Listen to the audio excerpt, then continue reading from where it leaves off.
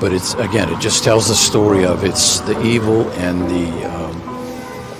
the ugliness of people's hearts these days is everywhere.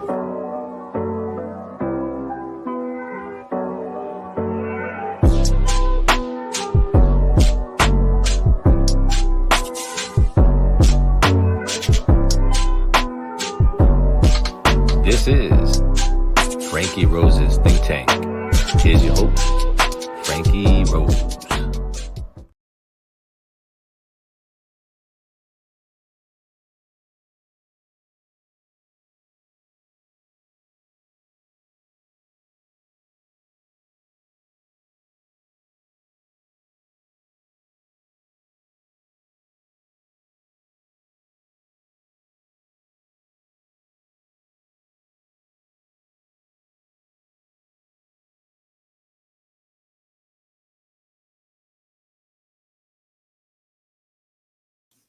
Okay, it didn't unmute. Let's try that again. Okay, so a beautiful day in the tanker hood. I love it, Keza. Yeah.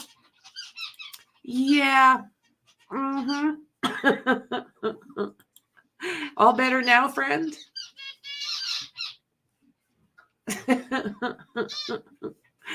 Okay, so we were talking last stream about this timeline and how it's all over the place. It's really hard to, with back and forth that he was doing to try and keep things straight in our minds.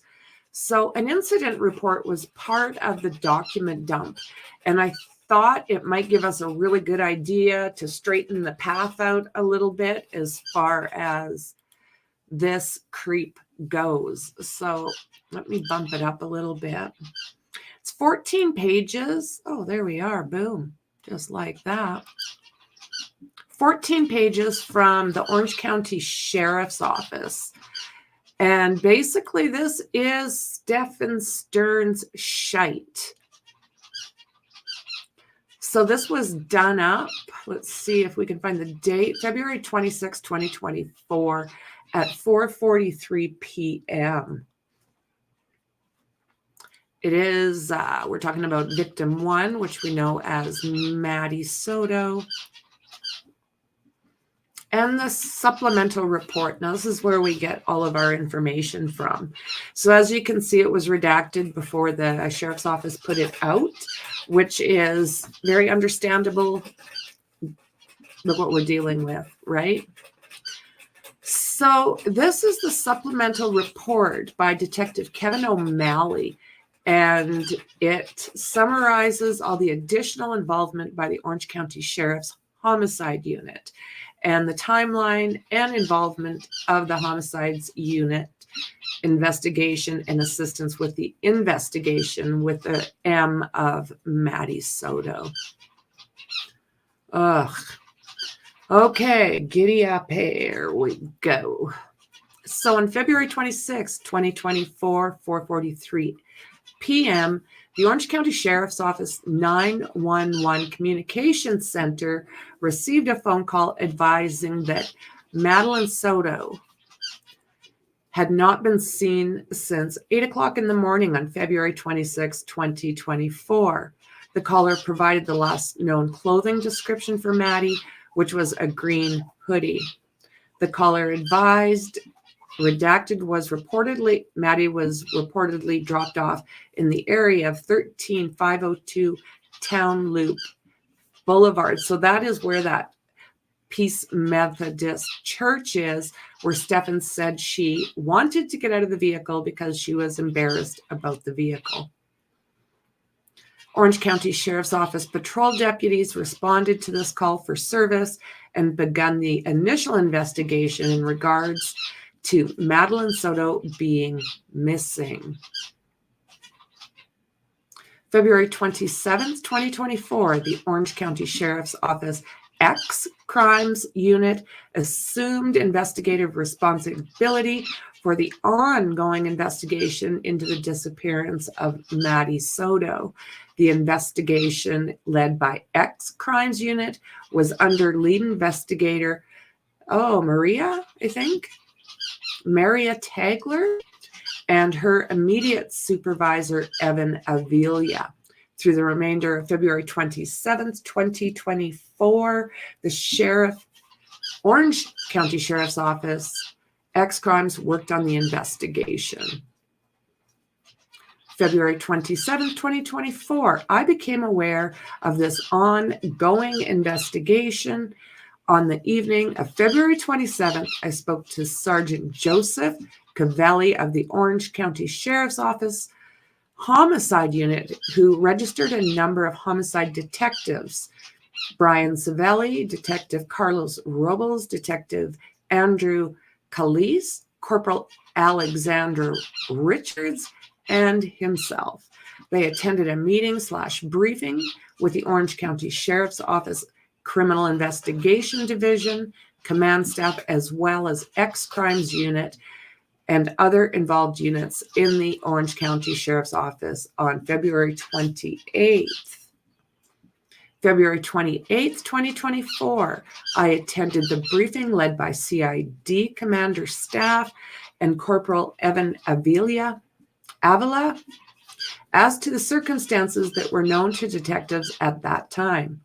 At this time, a command post was set up in Orange County Sheriff's Office, and I was assigned lead investigator in regards to the involvement of the homicide unit. Detective Tagler was named lead investigator in regards to the involvement of X-Crimes Unit. Individual units were assigned areas of responsibility in regards to investigative tasks through the command post through the coming days.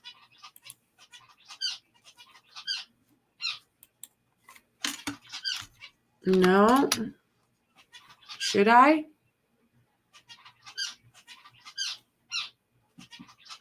Welcome, welcome.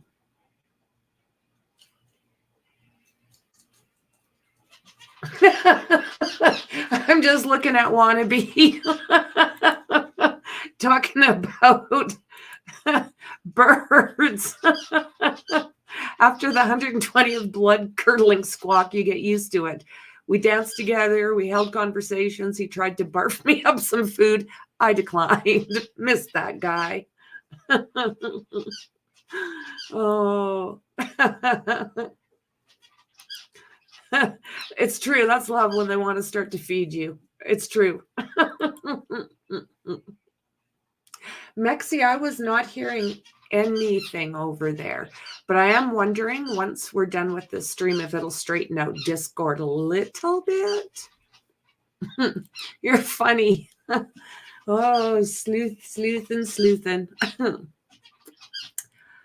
Alrighty, so the investigative details. At the time I was briefed regarding this investigation, it was still unknown whether Maddie was missing and still alive or missing and deceased.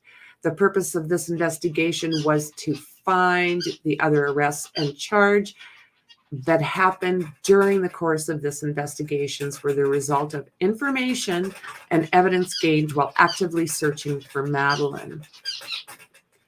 So the search warrant, it was determined on February 26, 2024. Stephan Stearns told deputies and detectives that he drove up and dropped Maddie off in his 2010 silver Lincoln MKZ. Actually his dad's, but whatever, Stephan, which had attached Florida plate and gives that. Detectives sealed and towed this vehicle and executed a search warrant on that vehicle at the Orange County Sheriff's Office by Orange County Sheriff's Office Forensic Bay with the assistance of crime scene investigator Hannah Miner. On February 28th, Detective Tagler and I met with CSI Miner in the forensics bay while she was processing this vehicle. I reviewed the collected items from within the vehicle along with CSI Miner. Inside the vehicle, the following items of possible evidentiary value were located: a silver in color Lincoln MKZ vehicle rim with a shredded, rubberized tire portion around the rim. The majority of the tire was missing from the rim and was sitting on miscellaneous personal items and trash within the trunk. This vehicle at the time was towed, had a spare tire on the driver's rear side. And this rim is suspected to have been the rim/tire that was originally on the vehicle. The item was identified as suspect evidence and relayed to CS Minor. A pocket knife from within the center console of the vehicle at the time of this search, Maddie, had not been recovered. The pocket knife was identified as a potential weapon if Maddie were to be recovered unharmed. No problem, Dandy. You got lots to do. Oh, that's true. I mean, that's very true. Want to be sleuthing something. So numerous blue in color latex gloves were recovered from the center console area. As the circumstances were still unknown, those latex gloves were identified as items of possible evidence and relayed to CSI Minor.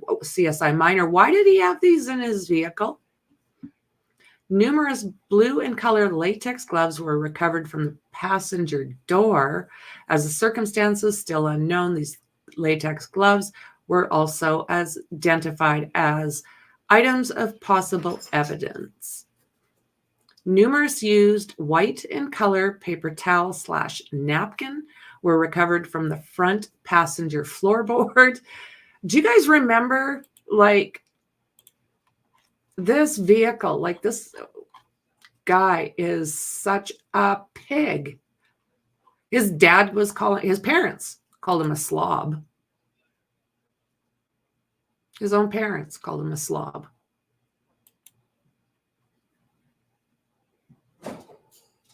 I do not have any pictures of the trunk at this point anyways. This was the back seat.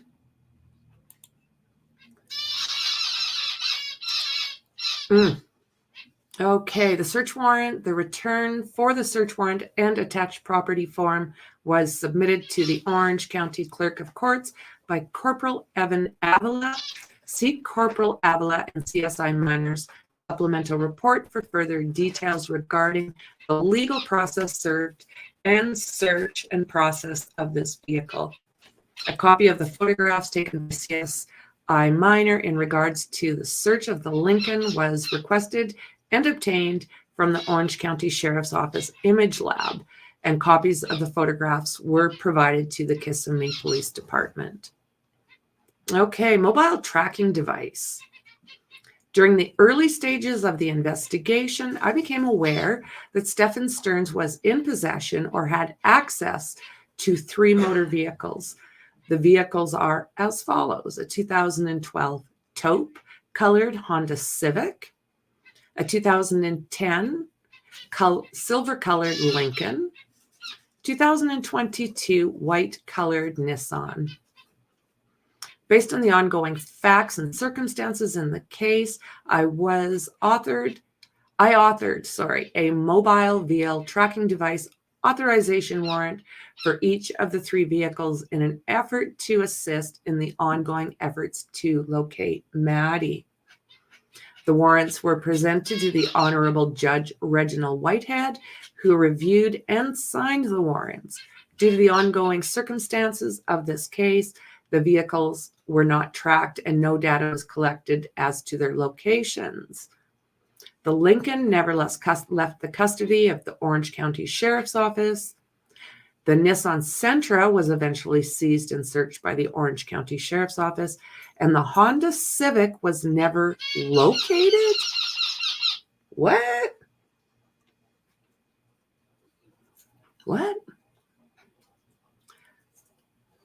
So the cell site historical search warrant. So on Wednesday, February 28th, Detective Andrew Calise was tasked with completing cell site historical search warrants for the phone numbers associated with Jennifer Soto, Maddie Soto, and Stephan Stearns. The following is a synopsis of Detective Carlisle's involvement.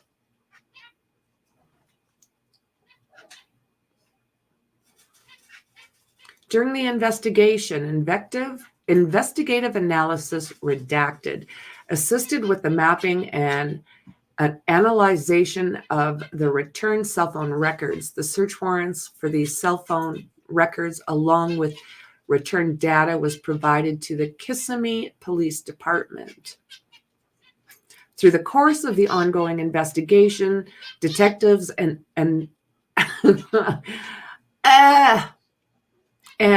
analysis canvassed both physically and digitally for video surveillance and license plate readers that captured Stephan Stearns' Lincoln on the morning of February 26th and the coming days before it was seized and towed by the Orange County Sheriff's Office. The following timeline was created based off the collection of data. Individual detectives who collected video surveillance completed supplemental records detailing the collection. The purpose of the timeline was to establish Stephan Stearns' pattern of life on February 26th, from the time him and Maddie left the apartment until detectives seized his vehicle. So we were saying this earlier, their timeline, if the timeline period is so confusing due to his movements, none of which made any sense to most of us. So hopefully this document is going to help us out with that. So on February 26, Stephan Stearns' Lincoln was captured on apartment complex surveillance photo cameras where Maddie lives. Stephan Stearns is in the driver's seat of the vehicle, and Maddie is in the front passenger seat vehicle. Maddie is clothed with her seatbelt on. She's slumped over in the seat and her head was leaning tilted to the left towards the driver's side where Stephan Stearns was sitting. From the video surveillance images, this was readily identified as not a common sitting position and not a position constant with Madeline still being alive. Ole. Stephan Stearns was captured on apartment complex surveillance videos, placing trash in a bag in the community trash receptacle / compactor. Stephan Stearns was wearing a red shirt and what appeared to be khaki in color pants, which is consistent with the clothing he was observed in on the surveillance video at 7:30. Stephan Stearns' Lincoln was past a license plate reader at South John Young Parkway and the Osceola County line southbound. The camera angle is from behind, but through the passenger side of the vehicle, it can be seen that the front passenger seat is leaning forwards, leaning towards the rear versus being positioned straight up. Stephan Stearns' Lincoln re-entered the apartment complex, and Madeline is still in the front passenger seat of the vehicle, still in a leaned, slumped position, not consistent with Maddie being alive. Can you guys hear me over the birds? Yeah, 7:30 at the dumpster Kauza. So let's see here. Stephan Stearns' Lincoln exited the apartment complex through the rear exit, and Maddie can still be observed in the front passenger seat of the vehicle. Stephan Stearns' Lincoln was captured on numerous license plate readers traveling to Orange County, Florida. At 8:39 hours, he passed a license plate reader at eastbound Osceola Parkway and Thacker Avenue. At 8:41 hours, he passed a license plate reader at northbound John Young Parkway and Thacker Avenue. At 8:48 hours, he passed a license plate reader northbound John Young Parkway and Town Center Boulevard. 8:58, he passed a license plate reader at westbound Central Florida Parkway and South John Young Parkway, Orange County, Florida. The front passenger seat appeared to still be leaned back when he passed that license plate reader. Stephan Stearns, about 9:01 through 9:06, Lincoln passed a license plate reader at approximately 9:01 at northbound International Drive and Central Florida Parkway. The camera angle is from the passenger side. It is clear that Maddie is still in the front passenger seat of the vehicle at this time. He continued and passed a license plate reader at 9:02 at northbound International Drive and the rear entrance to Aquatic, Orange County, Florida. He continued and passed a license plate reader northbound on International Drive at Sea Harbor Drive. The angle is from the passenger side, and it is clear Maddie is still in the front passenger seat of the vehicle. At this point, he's been driving around for about an hour and a half with Maddie propped up in the passenger seat. At 9:04 hours. Thank you for that, Keza. Thank you. Okay, so 9:04, he passed a traffic camera southbound International Drive at or near the entrance of Aquatica. This angle, again, is from the passenger side, and Stephan Stearns is still driving the vehicle wearing a red shirt. Maddie is still lifeless, in a lifeless position in the front passenger seat. At 9:05, he passed a red light camera eastbound Central Florida Parkway at International Drive. 9:16, Stephan passed a business camera near the intersection of Orangewood and Gateway in Orange County. 9:25, Stephan passed a red light camera northbound on John Young Parkway at Central Florida Parkway. 9:35, the Lincoln is observed on a business surveillance camera pulling into a parking garage. At 24:05 Commerce Park Drive, the Lincoln pulled to the top floor of this parking garage. So now we are at 2 hours that he has been driving around with Maddie in that seat. At 9:41, the Lincoln pulled up to the top floor of the parking garage. Stephan exited the front driver's seat of the vehicle and went to the trunk. He was still wearing a red and color shirt and khaki pants, as observed in the initial surveillance video at the apartment complex. After rearranging things in the trunk area, he walked to the front passenger seat of the vehicle, bent down, and reached in. He then carried Madeline's lifeless body in his arms and placed her in the trunk of the vehicle. He continued to rearrange things inside the trunk and then shut all the doors and pulled out of the parking garage. He did all this in 3 minutes. 9:49, the Lincoln is observed on traffic cameras at southbound John Parkway and Central Florida Parkway. The image is from the front of the vehicle, and Stephan is seen driving the vehicle, still wearing that same red shirt. 9:50, the Lincoln observed passing southbound John Young Parkway at Whisper Lakes Boulevard. At 10:03 hours, he passed a red light camera at southbound John Young Parkway at Town Center Boulevard. 10:05 hour, he passed a license plate reader at the southbound John Young Parkway and Osceola County line. 10:06, he passed a license plate reader at westbound John Young Parkway at Thacker Avenue. Hydration.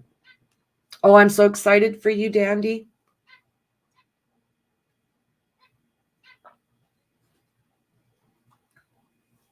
I'm excited for you, my friend. So documentation through the investigation showed that Stephan made a phone call while at redacted home at 10:17. He did not bring his phone with him in the morning, providing at this time he re-entered redacted residence. The constant driving pattern and documentation of Stephan, why is they calling him Stephan Soto? No, Stephan Stern's vehicle from the time he left the residence with her clearly deceased body through the time period where he placed her in the trunk of the vehicle and then returned to, I do believe this is Jen and Maddie's residence. It's clear when he arrived back home at her residence to make a phone call to redacted. Maddie was still inside the trunk of the vehicle, deceased. What a freaking pig. During the time frame while he was at home, he observed an apartment video surveillance at 10:54 hours, placing additional trash inside the trash compactor.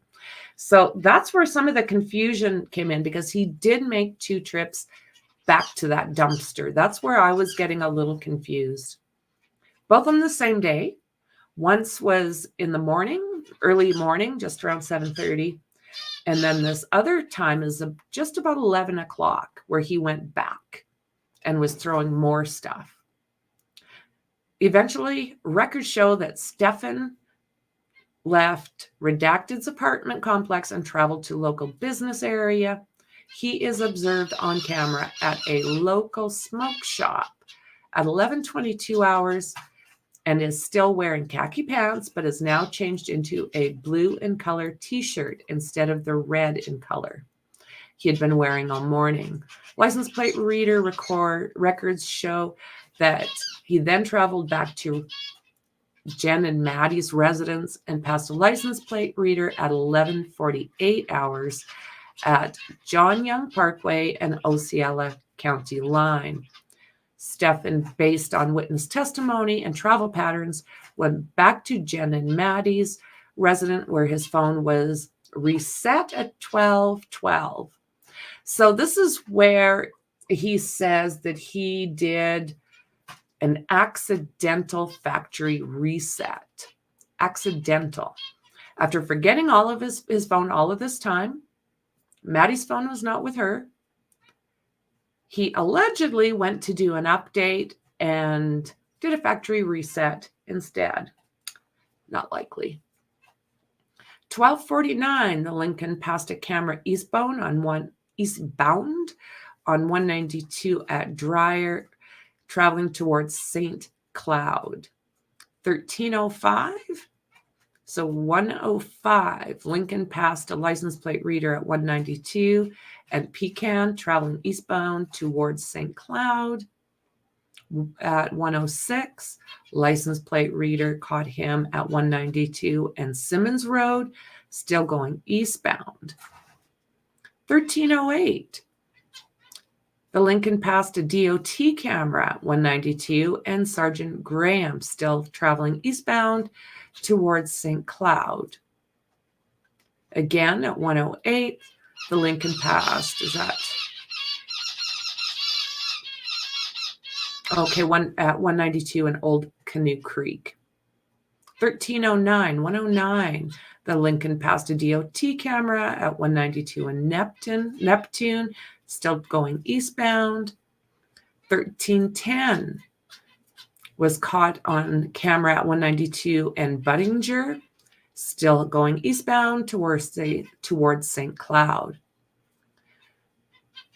Stephan Stern's Lincoln passed a DOT camera at 192 and Vermont Avenue, traveling eastbound towards St. Cloud.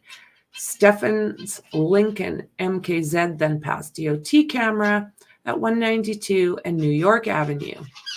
During the same time period, he then continued eastbound through Michigan and 192, and once again was caught on a camera going towards St. Cloud. At 1:16, yeah, he changed his shirt, Keza. Yeah, I can agree with that. I can definitely agree with that. Yeah, isn't that something? Isn't that something? Yeah. Mystery. It's a mystery. Okay, so let's see here. At this time, okay, we finally catch him at 1:16. The Lincoln passed a DOT camera at Old Hickory Tree Road, southbound towards Nolte Avenue.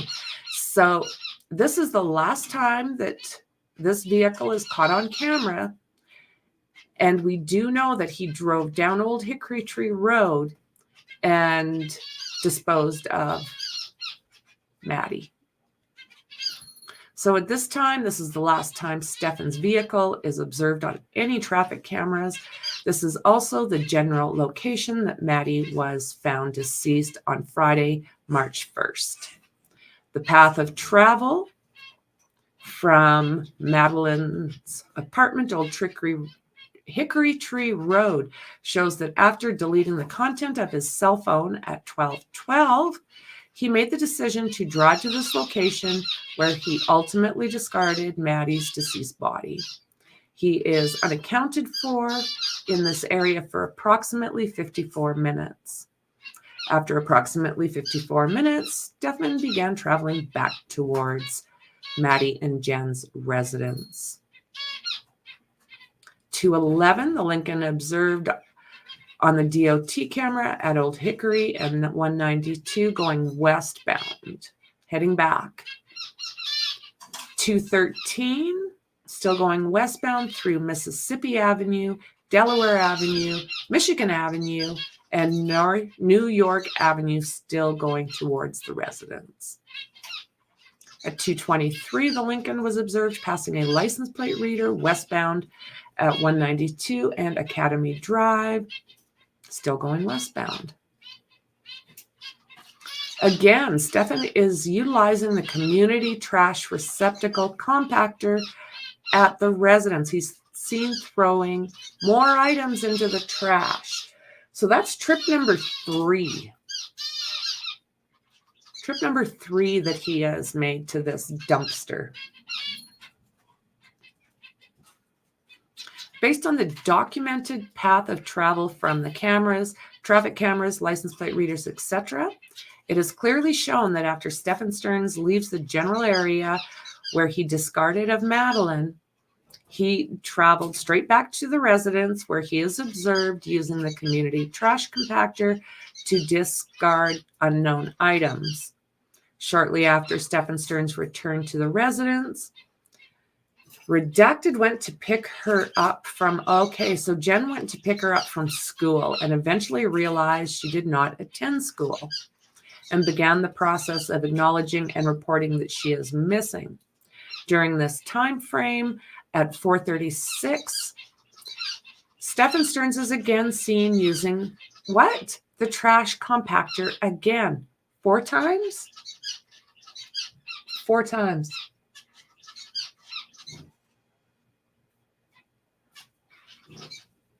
Hickory Tree Elementary School surveillance video. So on February 28th, Detective Brian Savelli was tasked with meeting with Detective Ilgen of the Kissimmee Police Department at 2355 Old Hickory Road in St. Cloud, Florida, in reference to possible surveillance video for this investigation. I was tasked with meeting the Kissimmee Police Department, Detective B. Ilgen. It was learned that the vehicle of Stephan, a silver Lincoln, was observed traveling on Old Hickory Tree Road as it passed Hickory Tree Elementary School. I didn't realize. I was informed the vehicle passed the school on Monday, February 26th at approximately 1:12 p.m. as it traveled southwards towards Nolte Road on Monday, February 26th at approximately 2:17. The vehicle passed the school traveling north towards Interstate 192. I met with Detective Ilgen of the Kissimmee Police Department at the Hickory Tree Elementary School. I made contact with Patricia O'Neill and conducted a sworn audio recorded statement with her outlining the fact that she was the custodian of records for the surveillance video at the school. Rocker Lockers video surveillance. Oh. So Detective Savelli located potential video surveillance at 2131 Old Hickory Tree Road during the canvass for witnesses or video. I located potential business cameras to the north of a vacant lot where the tire was located. The cameras were affixed to the rocker lockers located at. I made contact with the business representative, Brooklyn Deja. Brooklyn Deja was unable to download the video. So digital forensic investigator C. Chong responded and collected the DVR to extract the video. There's also Osceola windows and doors that caught him on surveillance. They made contact with Autumn Bateman, who gave a sworn audio recorded statement. Autumn Bateman was unable to extract the surveillance video, so investigator Chong responded and extracted that video as well. So this is an interview with Jennifer Soto. On Wednesday, February 28th, Jennifer Soto and Stephan Stern responded to the Orange County Sheriff's Office and were interviewed separately regarding this investigation. Jennifer Soto was interviewed in the Orange County Sheriff's Office Criminal Division, and she was in their conference room, initially by Detective Andrew Calise of the Orange County Sheriff's Homicide Unit and Detective Louis Acosta of the Orange County Sheriff's Office X-Crimes Unit. Eventually, the interview was taken over and continued by members of the Kissimmee Police Department Major Case Unit.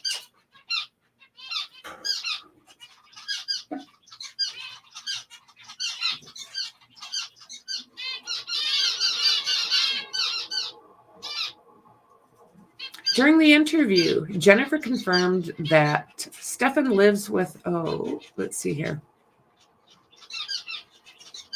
I'm just going to say redacted because I'm not quite sure.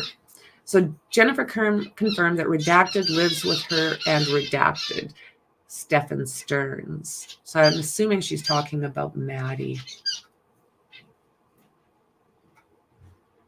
Jennifer stated that on rare occasions, Maddie and Stephan slept in the same bed. Yeah, more than the odd occasion did she sent her daughter, Maddie, to bedroom room 4 with this monster, with Stephan.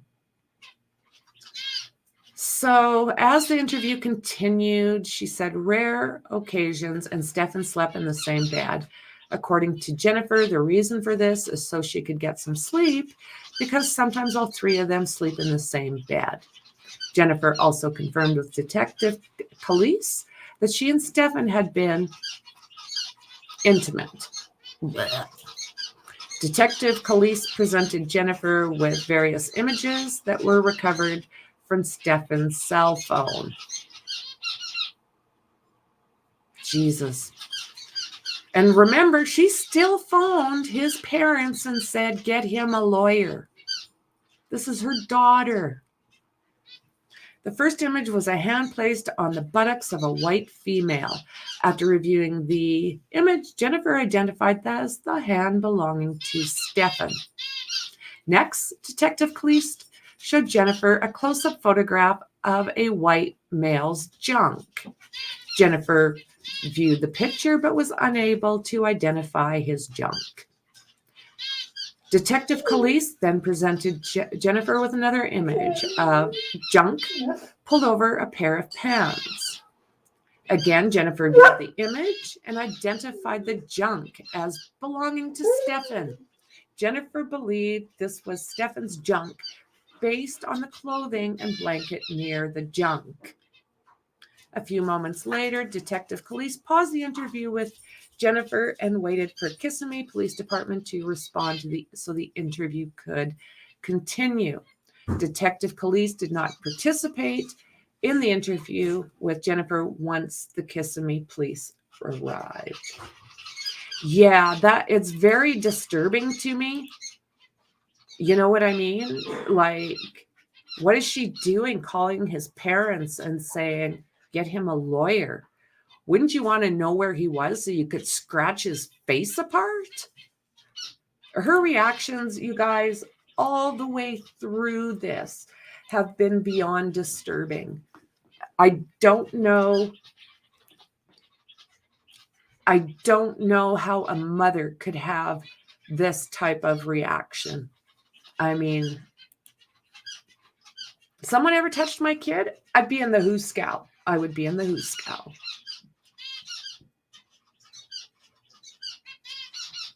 Even if I found out when he was his age, this age, 31, if I found out, I see trouble coming. Okay, so let's see here. Stephan Stern's cell phone seizure and warrant. I'm going to just do this for a second.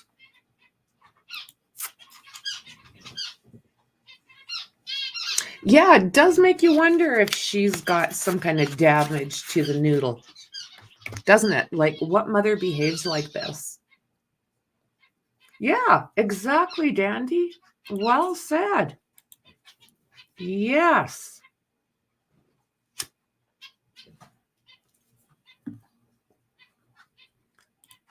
Well, hello there, James. Good to see you. Good to see you, friend. Yeah, Mummy Dearest. Mummy Dearest. Yeah, good to see you, James.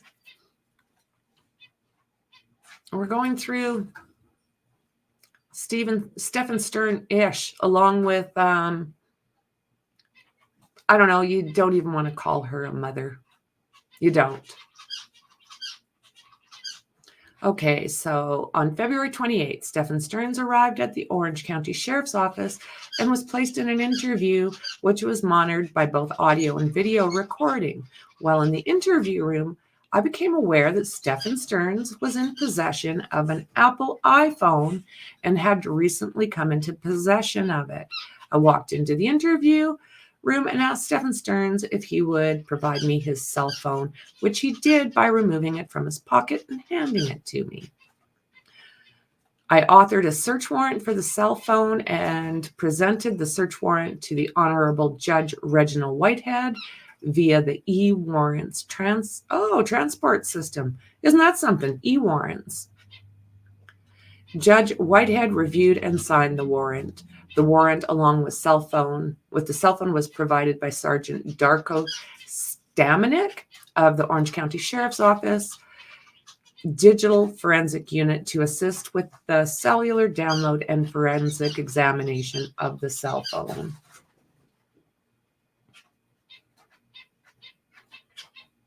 Hans, Franz, Jazzy, Lizzie, I know.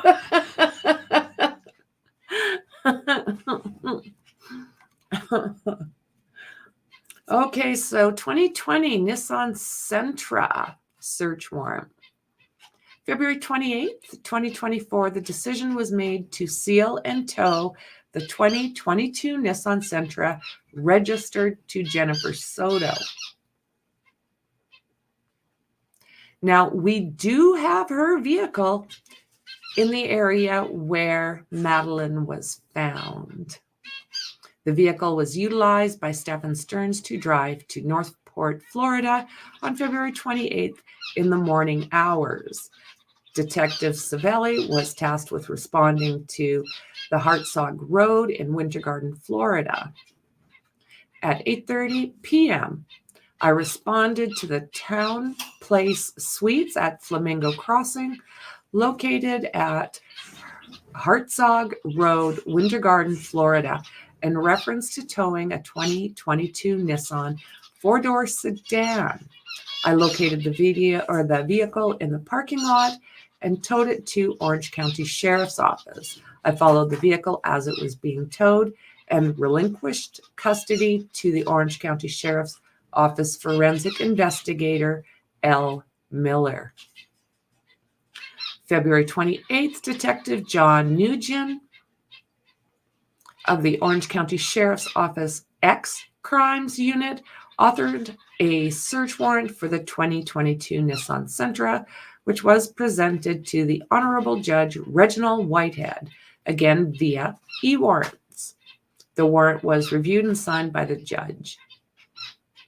Corporal Alexander Richards served the search warrant on 2022 Nissan Sentra and at the Orange County Sheriff Office Digital Forensic Unit. Infotainment system search warrant. Now, this is where you get all the goods, isn't it? Those infotainment systems, which basically give them all the information that they could possibly want. So, again, on the 28th of February, Detective Kyle Cole authored a search warrant for the vehicle's infotainment system of the vehicle Stephan used during this incident, a 2010 Lincoln. Again, Honorable Judge Reginald Whitehead signed it via e-warrants. On February 29th, crime scene supervisor Chelsea Johnson facilitated the towing of the Lincoln to the Florida Department of Law Enforcement ESST building so the car could be processed for this infotainment warrant. CSI Johnson followed the car to the main custody of the vehicle until custody of the vehicle was turned over to FDLE. March 1st, a copy of the Burla report was provided to the Orange County Sheriff's Office in reference to the search warrant served on February 29th. The results of the search warrant were reviewed by both myself and Corporal Alexander Richards. Nothing of evidentiary value was located in the report.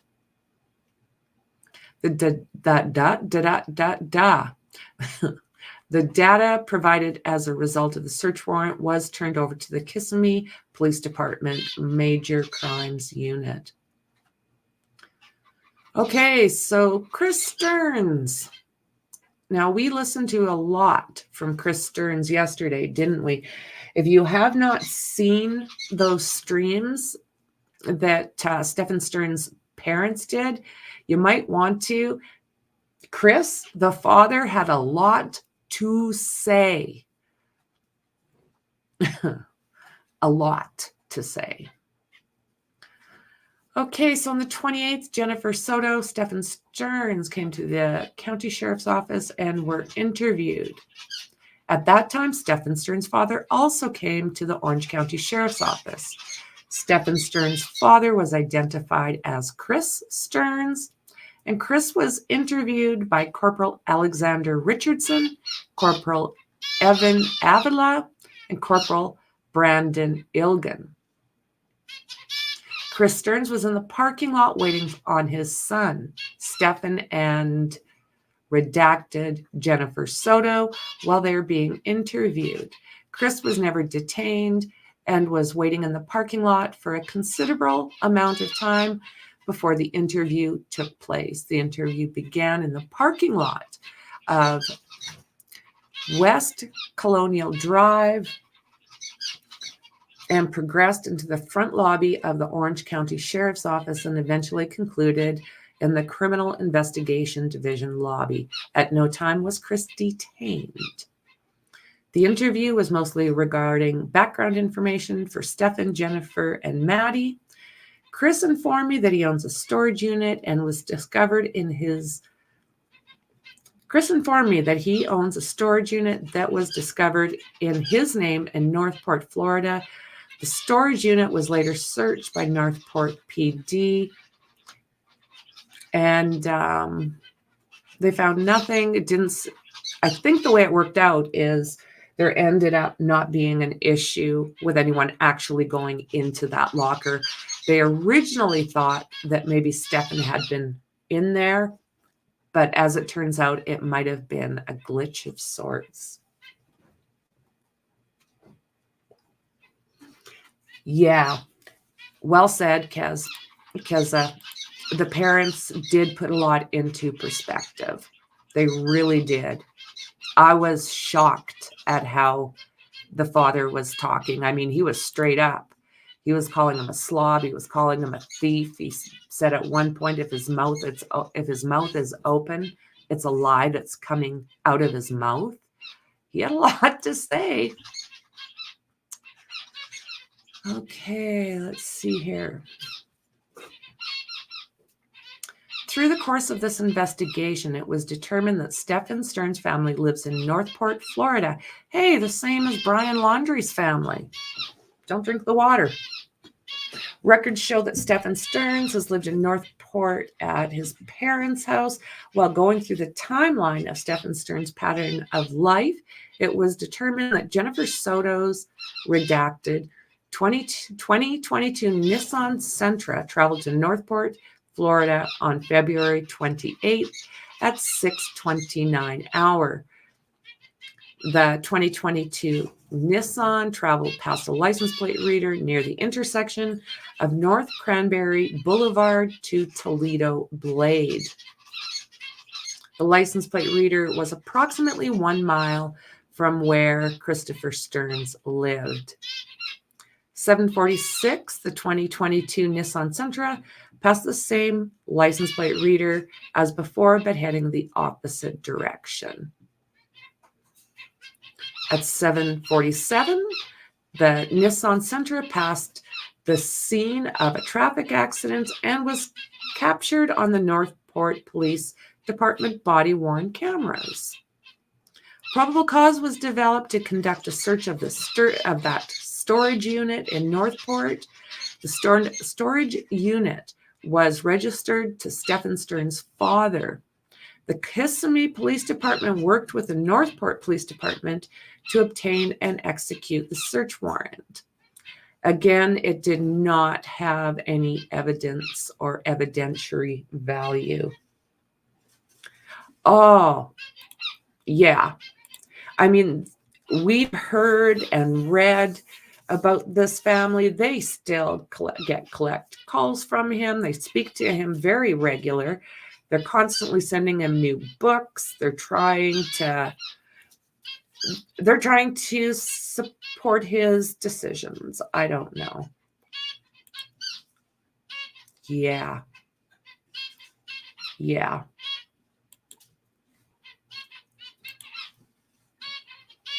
Okay, so Marilee Alejandro interview. Through the course of the investigation, tips came in regarding the investigation from people wanting to assist in the investigation and people who saw or knew Madeline, Stephan Stearns, or Jennifer Soto. February 29th, called the February 29th, called the Orange County Sheriff's Office and reported that she had information in regards to the investigation. Detective Savelli and Detective Kyle Smallwood responded to her residence and conducted an interview with her, summarized as follows. January 29th, Marilee Alejandro called the Orange County Sheriff's Office and reported she possibly had information on this case. Kissimmee Police Department Detective C. Smallwood and I responded to her residence, 1369. Well, okay, we won't even do that. We don't need to be doxing anybody. So Marilee Alejandro reported she came to know Stephan Stearns through working with him at Disney. She explained the relationship became intimate around December of 2022 and ended in May 2023.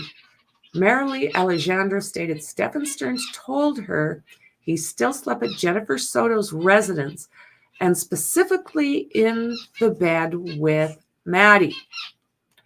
Marilee Alejandro said Stephan justified this behavior by saying he needed to cuddle with her so she could fall asleep. Oh my God. Yeah. Oh my God. That's all I have to say about that. That's all I have to say about that. Ugh.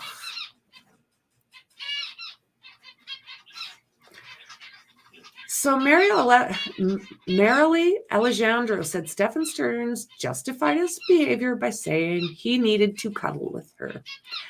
Marilee Alejandro further recalled a conversation she had with Stephan where he told her he had woke up in the bed with Maddie with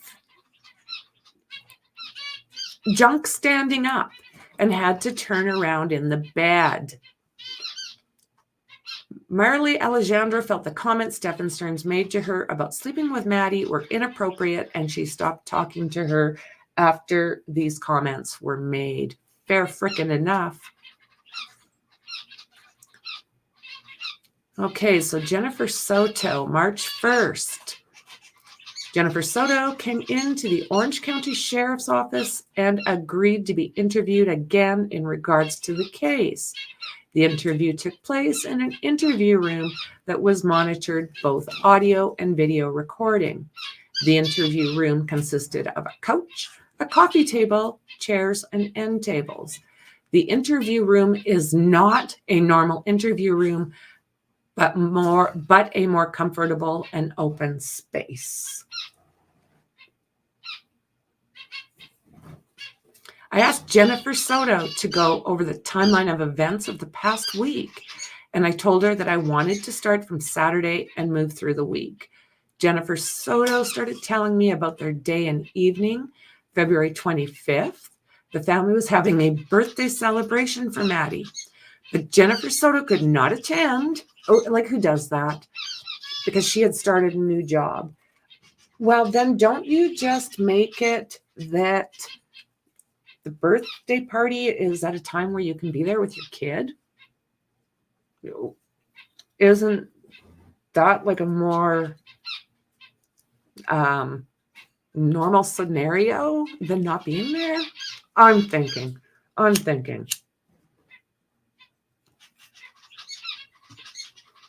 Stephan Stearns came to the birthday celebration and brought, no, Stephan Stearns did not go to the birthday party.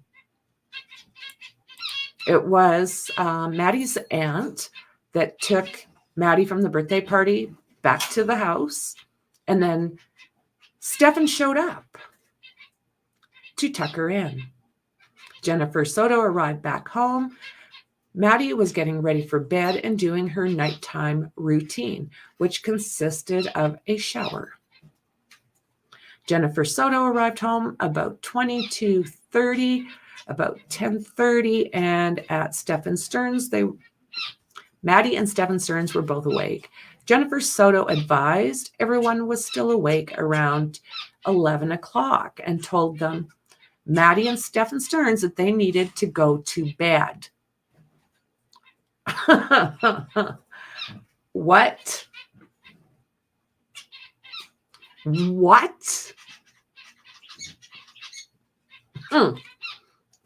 She remembered that sometime through the evening, Stephan Stearns woke up to use the bathroom downstairs and then returned upstairs where he was sleeping with Maddie.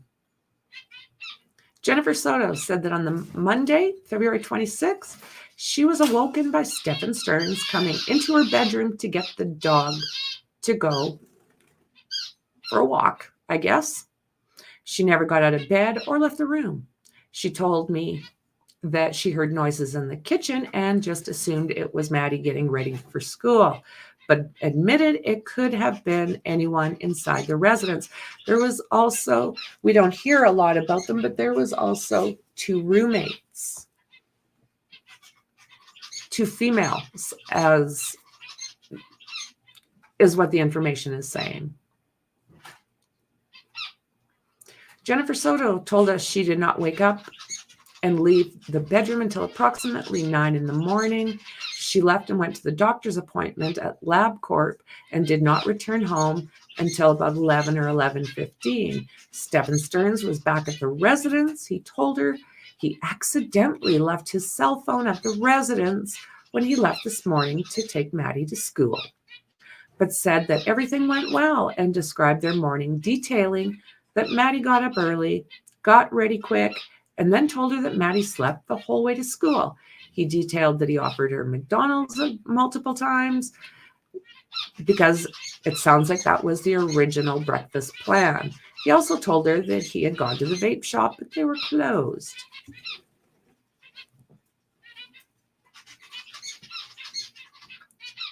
Yeah, that could very well be, Carrie, that his parents they just don't want to be involved in any way, shape, or form.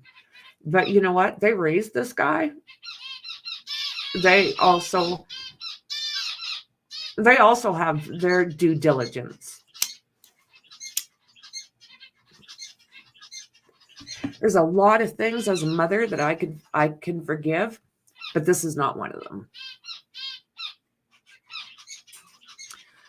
Okay, so the two hung out and alone, and Jennifer said Stephan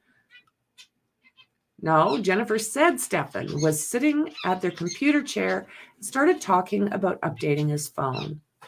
He told her that he had just accidentally factory reset the cell phone. Soon after, Stephan told her that he was planning on going to the vape shop and a few gaming shops and would return home to pick Maddie up from school with her. Jennifer Soto said she stayed at their residence until approximately 2:30, and Stephan had not returned home. She had tried calling him, but he did not answer. Approximately 10 minutes after she left to pick up Maddie from school, Stephan Stearns called her and advised he was sorry and that he had again left his phone at home. Hey there, Dingo.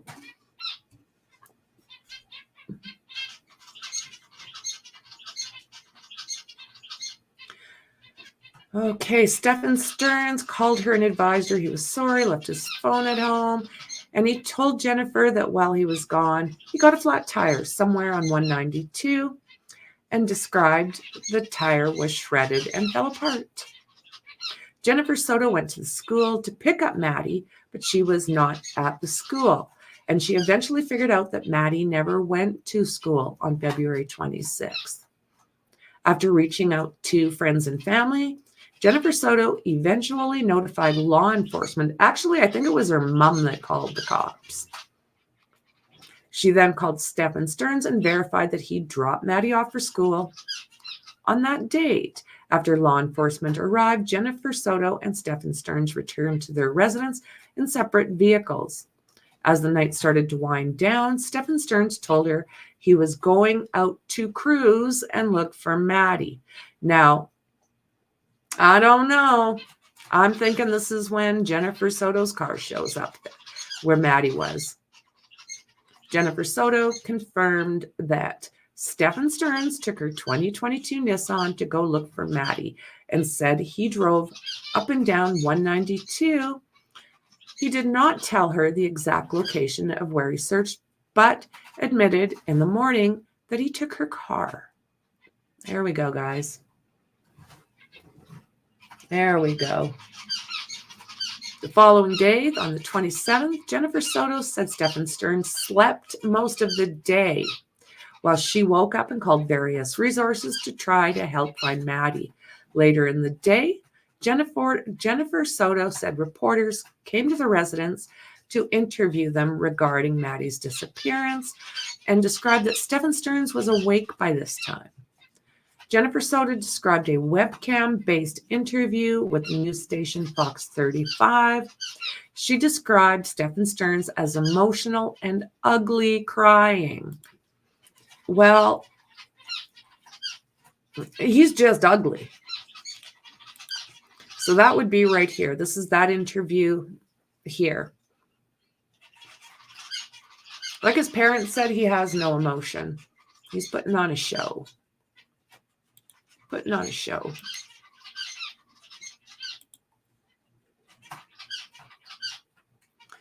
The interview moved to Wednesday evening, which was February 28th.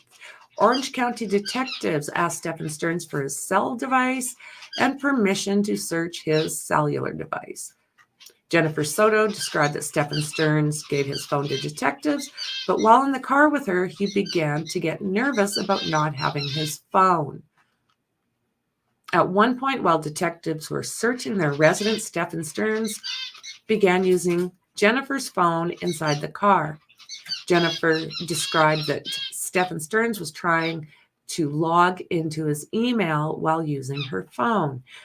During the course of the search of their residence, Jennifer Soto said she felt as if law enforcement was honing in on Stephan, and she felt as if they were going after the wrong suspect. So she recommended he get a lawyer. No. She then called Stephan Stearns' father and said, I think we need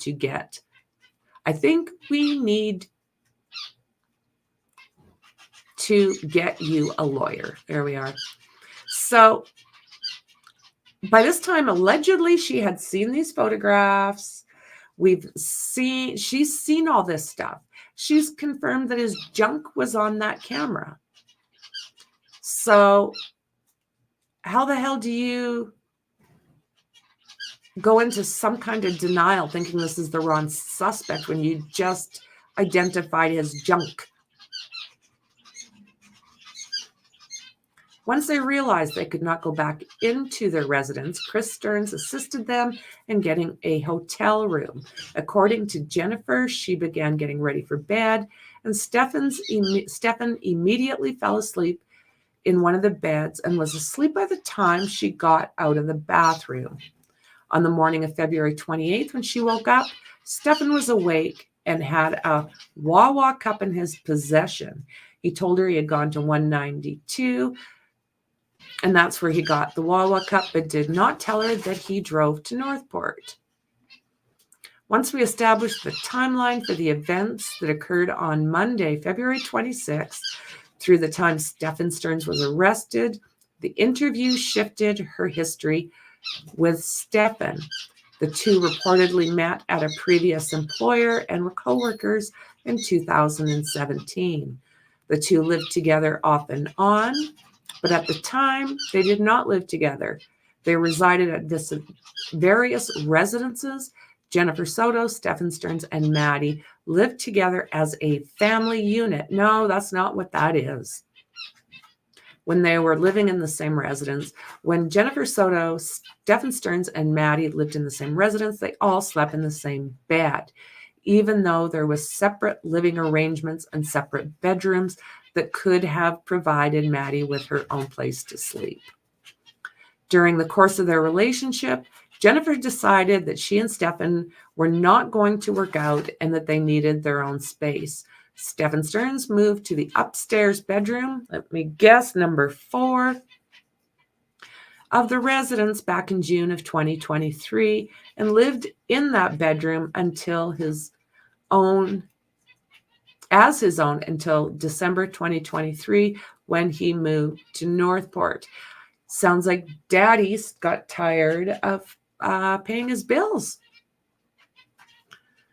Jennifer Soto said she and Stephan have a good and open relationship, but admitted that she tends to share more with Stephan Stearns, and described that within the last week, at the time of this interview, Redacted told Stephan Stearns that, oh no, Maddie told Stephan Stearns she had a crush, on a boy at school, which Stephan Stearns told Jennifer about. Jennifer didn't know if Maddie told Stephan Stearns in person or via the phone about having a crush on a boy at school.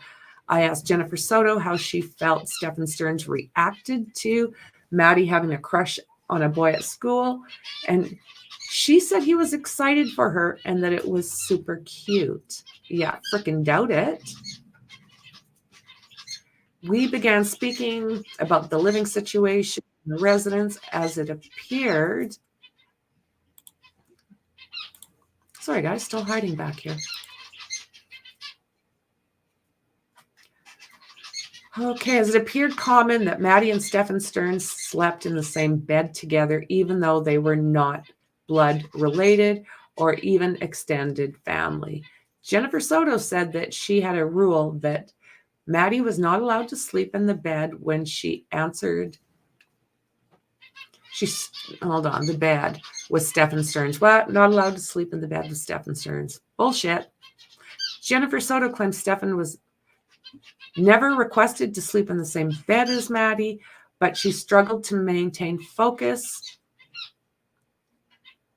when she was answering questions. Jennifer Soto claimed Maddie asked for sleepovers with Stephan Stearns and said she wanted to watch movies and eat snacks. She then went into talking about the three of them staying in the same bed together back in June of 2023 and described she would sleep on one side of the bed. Maddie would sleep in the middle and Stephan would sleep on the other side. Jennifer Soto acknowledged she eventually okayed the sleepovers between Maddie and Stephan Stearns. You're just not normal, woman. You're not normal. The interview continued in a path as if to find out Jennifer Soto had any knowledge of the current location of Maddie's body, but Jennifer Soto remained steadfast that she did not know where the body of Maddie was, continued to deny all involvement in regards to having knowledge of Maddie's M, and continued to deny all knowledge of Maddie's victimization by Stephan Stearns. During portions of the interview, Jennifer Soto continuously protected Stephan Stearns, was questioned about why she prioritized Stephan over Maddie, and even at one point referred to the X stuff as not evil, but the M of Maddie was evil. What? I just can't with this woman. The interview eventually ended, but Jennifer Soto did not show the same level of emotion or care in regards to Maddie on the going victimization by Stephan Stearns than she did her disappearance. It appeared to me that she has already accepted the victimization was happening and her emotions appeared fictitious. That's my thoughts, guys. I didn't see any genuine horror coming from this woman, not the kind that a person would have. This guy was fiddling with her daughter and deleted her, and she's still protecting him. Make it make sense.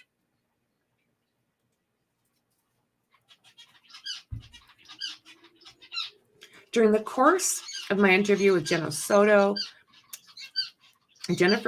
I asked her if she was in possession of a cellular phone, which she advised she was. I asked permission to have our digital forensic office conduct a search/download of the phone in reference to the ongoing investigation. She consented to me taking her phone and provided it to the digital forensic unit. She also provided the passcode. I provided the phone to Sergeant Darko Stamanek for him to conduct the cellular extraction. After I took possession of the cell phone, Corporal Alexander Richards authorized a search warrant for it. Corporal Richards presented the search warrant to the Honorable Judge Diana Tennis via the e-warrants transport system, who viewed and signed the warrant. The signed search warrant was provided to Sergeant Darko Stamanek, so the phone could be forensically downloaded. The cell phone download was provided by Digital Forensic Unit, and the data was provided to the Kissimmee Police Department. There's also Jennifer Soto's vehicle. On Friday, March 1st, at the conclusion of my interview with Jennifer Soto, I walked her out to the rear of West Colonial Drive and into the gated forensic area where her vehicle was being held. She was provided the keys to her vehicle, and her vehicle was released back to her. Jennifer Soto took possession of her 2022 Nissan Sentra and drove it out of the Orange County Sheriff's Office without incident. Stephan Stern's vehicle, March 4th. Stephan Stern's Lincoln was released from the Orange County Sheriff's Office and towed by the Kissimmee Police Department and released into their custody. On March 3rd, I requested all crime scene photographs provided to me by the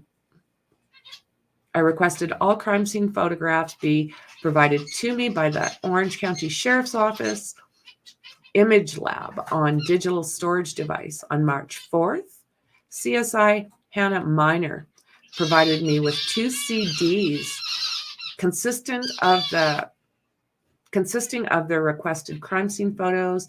The 2 CDs were turned over to Corporal Ilgen of the Kissimmee Police Department in person.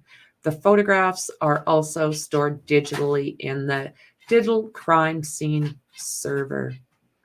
So the conclusion: through the course of this investigation, it was determined that Maddie was deceased when leaving her apartment in Kissimmee. The investigation showed travel into and out of Orange County, Florida, as well as the initial fictitious last seen location of Maddie in Orange County, Florida. On Friday, March 1st, Maddie's body was found in St. Cloud, Florida. Based on the facts and circumstances of the case, the Orange County Sheriff's Office continued to assist Kissimmee Police Department in their missing person/homicide investigation. This supplemental investigative report, along with supplemental reports written by other Orange County Sheriff's Office detectives and deputies, documented the search and investigative efforts completed in Orange County, Florida, to include efforts at the command post at West Colonial Drive during the course of this case. All supplemental reports, warrants, orders, subpoenas, or any other legal process completed by Orange County Sheriff's Office detectives during the course of this investigation has been turned over to members of the Kissimmee Police Department. Oh, Lordy, Lordy, Lordy. How nauseating was that? Brutal. I still have 2 more I have to go through. My plants. I have still 2 more I have to go through. I think one is 82 pages and the other one is 50 some. I'm not quite sure what is going to be in them all, but I plan on going through them today, and anything that I think that we can put out, I'll absolutely do a stream on that. And as well, I'm going to be doing a stream on Jen Soto's audio recordings. Those are still coming up. So let me see here. Oh, yeah. Thanks, Dingo. No problem.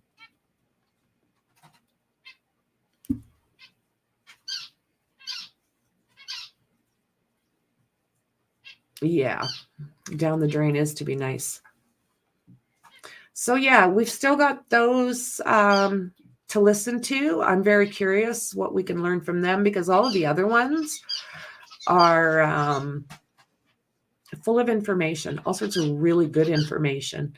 So as soon as I have everything gathered up, I will be back on and streaming all of that information for you. Hola. Yeah, Stephan's parents, they sure had lots to say. It blew me away. I was shocked at what was coming out of the dad's mouth. But you know what? He called a spade a spade. But we also have to think that we also know we've seen the messages of the correspondence between Stephan and his parents. They're still sending him money. They're still sending him books. They're still sending him all sorts of, I mean, origami. He wants to get into origami. I mean, oh Lord. So, I mean, they can say what they want, but they're still putting money on his books and still sending them stuff. So I don't know what to say about them. Yes. Me? Well, thank you for that, Keza. Thank you, thank you. Maybe it's the Harley shirt. I so appreciate it. I so appreciate it. So guys, I think I'm going to leave this right here. I might try, we might be going out a little bit later, so I might try doing a live stream in Discord. So any of our new members, be sure to hit up the email address that's gone across the banner, and we will get you into Discord. It's a great, great platform for us. We've got cases galore on there, great conversation. We have live streams, we have movie nights. So yeah, if you are a member, make sure to get it. So here we are, Think Tank Discord 1@gmail.com, and that'll get you in. Okay, guys, so that's it for now. I appreciate you guys. I appreciate you tons. Thank you, mods. It's been a lot of streaming lately, so I appreciate it. And I'll see everybody soon in the next one. Bye.